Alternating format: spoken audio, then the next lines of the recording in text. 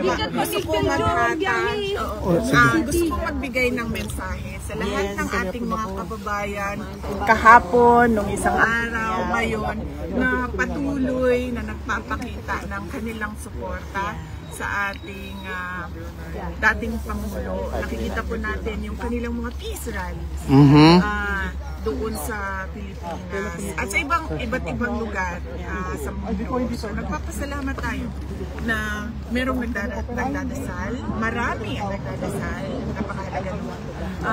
Pangalawa, nagpapakita ng susunta at nagpapakita ng suporta at nagpapahayag ng kanilang nararamdaman. Of course.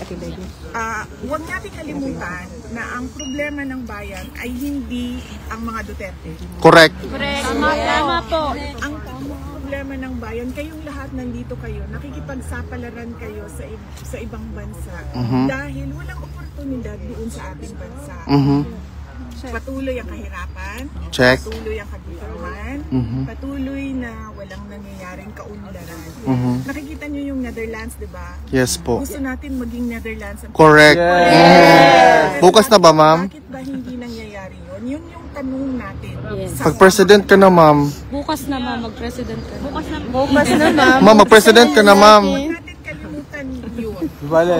Na hindi ako ang problema. Correct.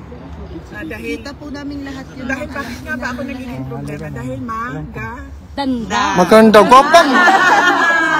Tungod sa kagwapan ni Mukulbaan sila.